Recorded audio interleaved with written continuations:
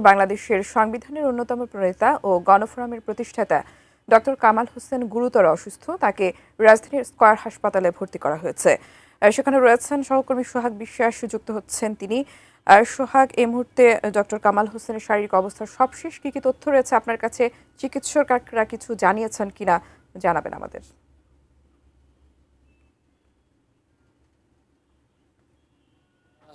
টুম্পা, বাংলাদেশের সংবিধান বিশেষজ্ঞ এবং বাংলাদেশের সংবিধান প্রণেতা যাকে বলা হয় ডক্টর কামাল হোসেন, তিনি হঠাৎ অসুস্থ বোধ করলে রাজধানীর যে এই স্কয়ার হাসপাতাল রয়েছে সেই স্কয়ার হাসপাতালে তাকে ভর্তি করা হয়।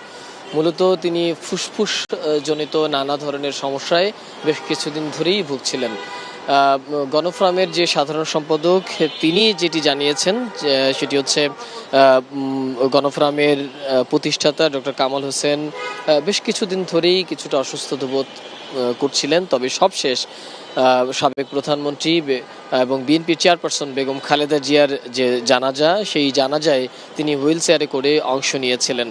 এরপর বাইরের আর কোনো প্রোগ্রামে তিনি অংশ নিতে পারেননি এবং আজ অসুস্থ বোধ করার কারণে তাকে এই রাজধানীর স্কয়ার হাসপাতালে ভর্তি করা হয়েছে।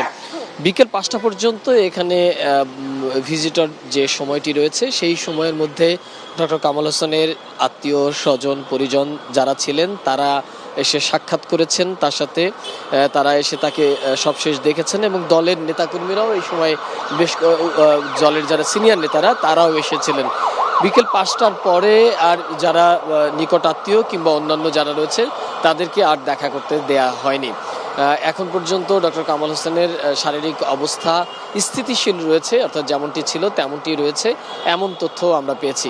এই ছিল আসলে টুম্পা মোটামুটিভাবে এখানকার যে ডক্টর কামাল হোসেনের শারীরিক অবস্থার সবশেষ।